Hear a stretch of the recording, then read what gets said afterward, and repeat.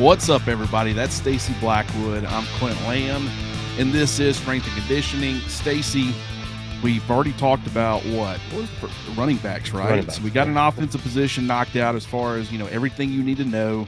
Now it's time to switch over to the defensive side of the football. And we haven't talked a ton on this channel yet about the Wolf or the outside linebackers or the edge rushers or whatever you want to call them. So that's what we're going to do today. We're not going to spend 30 minutes talking about it like we did the running backs. Went a little bit long on that, but we're going to spend, at least 12, 15 minutes talking about these pass rushers because it's really important in Kane Wommack's defense.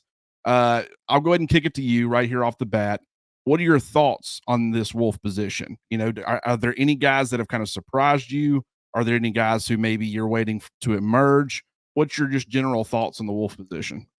Well, I kind of think that's what makes this position so interesting is really the unknown from that position. I mean, you have Q Rob, who's a veteran player, but hasn't ever been just a starter in his time at Alabama. You have a guy like Keanu Coote, who's kind of been a role player, really a backup player, buried in the depth chart behind guys like Dallas Turner, Chris Braswell, those fantastic edge rushers Alabama's had in the past. And then you have a redshirt freshman in Quay Rusall, who has turned heads all throughout fall camp, and by all indications, is they're preparing this kid to play for Alabama and have a role in this defense here in 2024. So I think what I'm just excited about is the unknown and what it's going to look like once the season actually gets here, and the live bullets are flying, and we're watching this team against somebody else besides Crimson and White. So I guess just the anticipation of what we're going to see from that position is what has me excited the most. Yeah, I mean, it is like it's one of the unknowns, but it's not really an unknown from the sense where you're overly worried about it. I've kind of gone through waves this off season where I wasn't worried about it at all. It's like they're loaded up with 5-star talent pretty much across the board.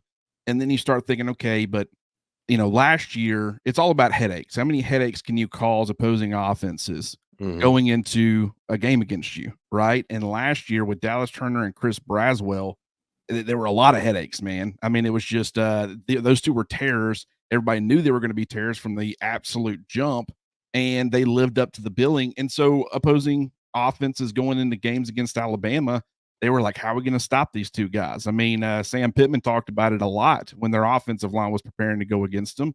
I guarantee you, if other coaches would have been a lot more open about it, they would have told you these guys have just been – it's been a rough week of preparation trying to figure out how we're going to stop both of them. And that just, you had other defenders as well that you had to worry about, but it kind of starts with that terror of a pass rusher. They have had Will Anderson. They've had Jonathan Allen in the past.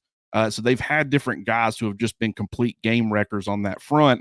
I look at this group and I don't see any established game wreckers. And that kind of will make you think, okay, should that be concerning? Should I be more concerned about that? But then you say, okay, someone's going to emerge though. It might be a situation where they stay loyal to the veteran guy. Maybe there's a younger guy who's getting a little bit more production when they're on the field. But as long as no one is kind of playing poorly or anything, I don't think you're going to find yourself in a situation where Alabama can't get production out of that group. And Kane Wommack's talked about one of the most impressive parts about it is the strength in numbers. They feel like they can get a quality rotation out of that spot, and they're going to, keep guys fresh. Guys are going to be able to be efficient players when they're on the field. And, that really should help this, not only the, Wolf room, but the pass rush and really the defense in general. Yeah, and especially when you think about the defense in general, with a young secondary or an inexperienced secondary, that pass rush becomes that much more important. So, Alabama needs a Q Robinson. They need a Keanu Coote to step up those veteran players. And like you mentioned, I'm sure they're going to be loyal to those guys as long as they're not a liability. So I think as long as Q Rob and Keanu Coote do a good job of just, like you said, not playing poorly, then they're going to receive a ton of reps. But when you think about what they have, coming up and the young guys, and we hadn't even talked about Yanze Pierre yet, the talent that is just in that room. And you look at, what is Q-Rob? You look at that kid in uniform, he looks like $1 million. I mean, long and athletic. And I think he has all the tools to be a really special pass rusher. He just hasn't really had the opportunity because of all the talent that's been ahead of him. So that's how I feel about the older players.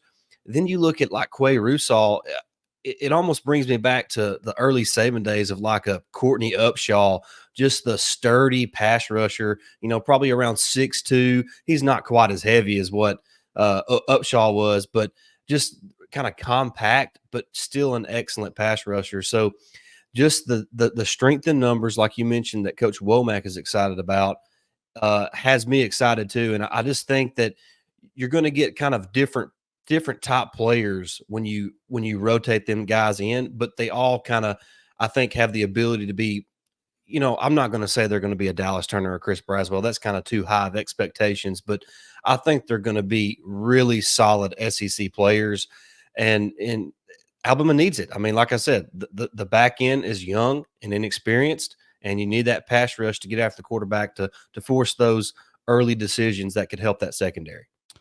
Well, I've been looking at the position and just how it's kind of operated under Kane Wommack. And there for a while, when the decision was first made to bring Wommack in, you immediately go look at South Alabama, get your hands on whatever you can, and you look at 1 year. And if you look at that 1 year, it'll confuse you a little bit because Quentin Wilfon, he was their wolf. But I didn't realize that prior to that year, he had been playing a lot of off-ball linebacker. So he made that transition to being more of an edge rusher. But because of his history as an off-ball guy, I mean, they had this guy, looking at his snap counts, he played 661 snaps. 63.4% of them, so almost 2/3, were on the line of scrimmage as like an outside linebacker, edge rusher, and then just over 200 of them, about 250 actually, were either as a box player, as an off-ball linebacker, or as a slot corner, which you're going to see guys drop off the line of scrimmage, maybe line up in the apex, and they'll count that as a slot corner, even though it's not really playing slot corner. But the point is that almost a third of the snaps, really over a third of the snaps of his snaps, were spent off the ball. So that kind of had me thinking, okay, this Wolf's really interesting. A boundary player, meaning you got field and boundary. Really, strength is going to be determined to the field side. The Bandit's going to be playing on the strong side.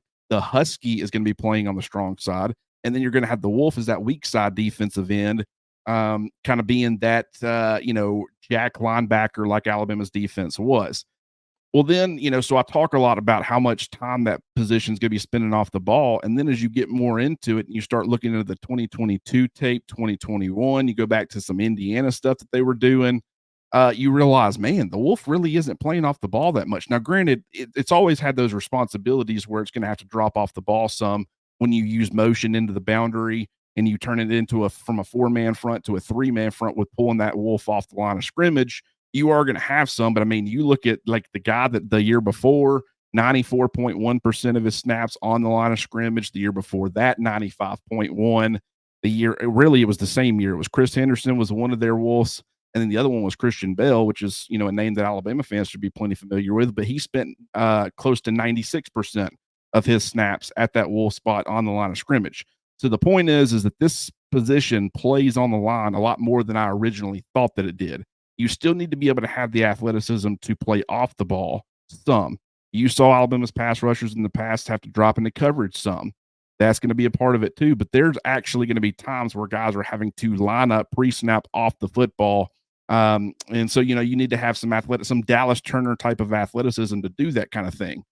But when you look at like Q Robinson, and really, he's like the leader of the group. He had 5 pressures last year. Really, his entire role was just in that cheetah package. Played a lot of off-ball linebacker, being sent on blitzes, adding some extra pressure that way.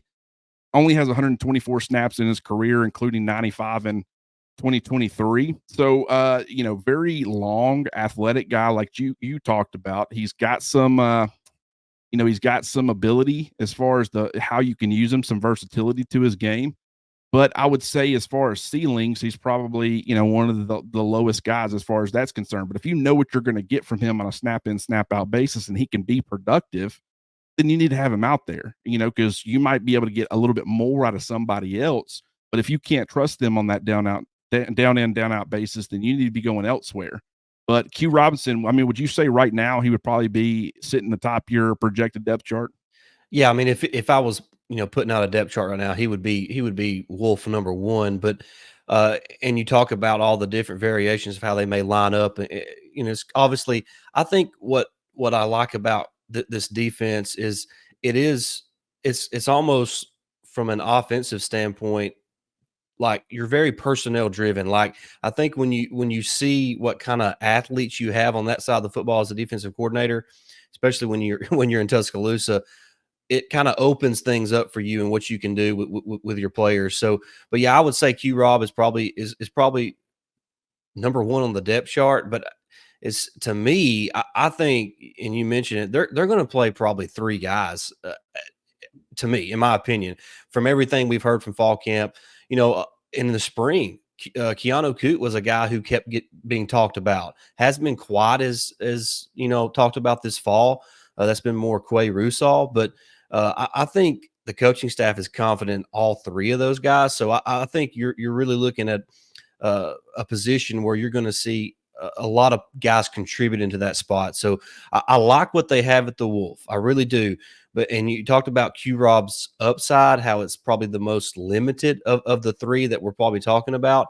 But then you think of, and it's always the young guys. Everybody's always excited to see the young players. So I'm sure Tide fans are wanting to see Rusall out there as soon as possible, or Yanze Pierre. But you can't forget, Q Robinson was a highly coveted prospect. Keanu Coote was a highly coveted prospect, and guys just develop at different rates. So, and it's not like they were coming to a place where there was a lot of room for them to get on the field early. I mean, you got to remember who they were sitting behind. It's basically nothing but first round draft picks and a day 2 pick. So there's been plenty of talent ahead of those guys. It doesn't mean they can't play. So despite the limited action that Q Rob has seen or Keanu Coote, I still have confidence they're going to be good football players. But you have to like the young talent as well. And I know that's a long answer for yes. I think Q Rob is going to be the first guy that kind of comes on the field against Western Kentucky here in 10 days. 10 days. Yeah, I think it's a 3-man rotation too. I'm right there with you. I think everybody pretty much thinks that at this point. Yeah. But like I said, I mean, Q Rob's kind of the leader of that group. I will say, from what we've been hearing, Coote has been like the most productive. He's got tons of explosive ability, very bendy, flexible edge rusher. He's got a motor. And, whether it be in the spring and I've heard in the fall, he's been a very productive guy. When they put him out there, they kind of know what they're getting out of him as well. And I think when you try to combine, experience at Alabama, like college experience, the fact that he's going into now his 4th season, he's been on campus 3 years, on top of like what he adds, I think he's the most balanced of the bunch. I would say that, Q Rob's got more of the experience, but a little bit of doesn't have quite as high of a ceiling. A guy like, Quay Rusall, he's going to end up being, the high ceiling of the bunch, even though you look at him as a player and it's like, the 6'2" frame with like sub 32-inch arms, that's kind of, some comparisons would be like a Ryan Anderson or an Anthony Jennings, where they were kind of in that, now that Rusall's now up to what, I think 251, he was 242 last year. So put on about 10 pounds this offseason. I think that's important for him. I mean, he's one of the most violent players, high school tape that I've seen at that position. The guy just, he loves to hit somebody, and he's got a lot of athletic traits. He's ultra physical, high energy guy. You talk about motors, he's certainly got it. But really, you look at what he brings from an experience standpoint, and he didn't play last year. Neither did, and really none of the freshmen did. Keon Keeley didn't. So Yanze Pierre, that's another one who's in this conversation, but he didn't play.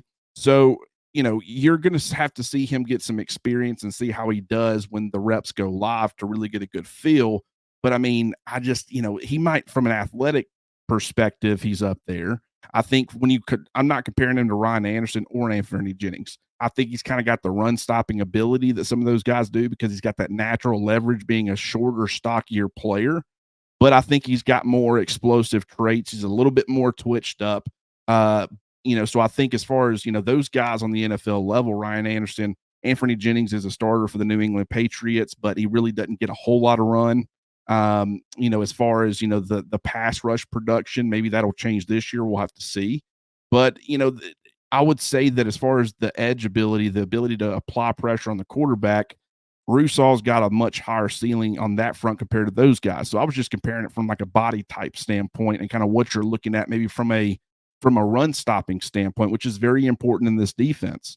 But, when you talk about the pass rush ability and what they're going to be able to provide in those obvious passing situations when it does happen, I mean, we do know that in camp, they've been getting home when those opportunities present themselves. Somebody is. And we know LT Overton's been a huge part of that. I guarantee you the Wolves have been a major part of that as well. So, I'm with you, man. I think, it's going to be a 3-man rotation. We'll have to see who emerges out of the group, but you got to feel good about the group because all of them are producing. They're all doing some good things. And really, so it's just a matter of determining, who ends up seeing the most time, what type of situations are they playing in? Is it an early down, passing down situation? Is it a drive by drive thing? We've seen that a lot in recent years. But really, I guess we should move on and talk a little bit about Janze Pierre because, I mean, Stacey, where do you think he fits in this equation? That's a great question because it hasn't been a ton of buzz about him this fall, and with 3 guys likely ahead of him from what we've gathered so far throughout fall camp, it's hard to imagine they would heavily pursue a 4-man rotation, but I do expect him to obviously get some action and mop up duty, but I like his upside. I mean, maybe in that group, there's nobody from a measurable and athletic standpoint that has as much upside as Janze Pierre. So uh, I'll go back. Be patient with the kid. There's some upperclassmen ahead of him. He's competing with another redshirt freshman in Quay Rusall. So I think he's going to be a good player. I really think he's got tremendous upside because of, like I mentioned, the athleticism with the measurables that you're looking for with that 6'4" frame with good length. So just be patient with him. I'm not sure he'll have a significant role this year, but I do think fans will get to see him in game action this fall, whether it's in mop up duty or if he emerges here late in camp. I mean, who knows what the coaching staff will do? They could pursue a 4-man rotation at that Wolf position, but I would say that's not very likely at this point. Well, you never want to get caught in a situation. You can have your obvious passing situations where you put, pure pass rushers out there, but you don't want them to be such a liability Right. against the run where they can kind of catch you off guard. Like Alabama tried that with their cheetah package, right? I mean, they get 3 of their edge rushers out there, try to be really creative. What offenses started figuring out is, hey, let's just, if it's 3rd and 8 and they're putting this package out there, let's call a run and get it to 3rd and 1, 3rd and 2, and we'll just go hurry up, not let them sub out. And now we're in a it might be 4th down, but we're in a very favorable situation to get 1 or 2 yards because they're undersized up front now with what they have on the field. So you can't really have pure pass rushers unless there's just such a discrepancy between what that guy provides as a pass rusher and what other guys can give you. And that's why I say, like, he can't even. He's the most twitched up, best first step Yep. pass rusher Alabama has. Period. And I think on the high school level, he was developing quite the arsenal. Like he was kind of advanced in that area. But he was 6'3", 223 pounds. He's up to 239 now, so he's gained 16 pounds. And I think for him, that's the most important aspect of this is gaining mass, gaining strength to where you can hold up on early downs, or if you're playing in some of those 3rd down situations, because maybe you are the best pass rusher, pure pass rusher Alabama has, you're not a complete liability on the other front in case something like that happens. So that's what he's got to be able to prove, and we'll see if he's able to do that. Yeah, no doubt. But I'm with you. I think his upside is the best in the room, and I think maybe as soon as next year, he is a significant player in the Alabama defense. Well, I will say upside as a pass rusher. I think we need to Yeah, distinguish yeah, that that's because true.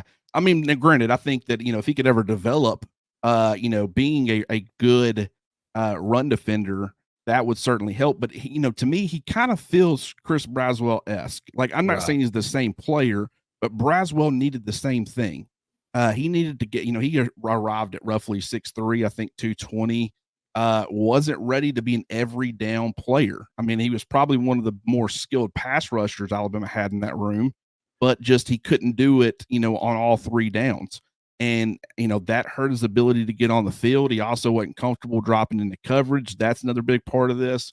I'm not saying Pierre's having trouble with that, but he feels very Pierre-esque where he might end up sitting for another year if he's willing to stick around, which I hope that he is. Maybe it's a couple of years. Maybe next year he starts getting involved, but he's not like one of the featured guys yet. And then, in 2 years, he's just absolutely, tearing things up like Chris Braswell was with Dallas Turner, ends up being a day 1, day 2, caliber player.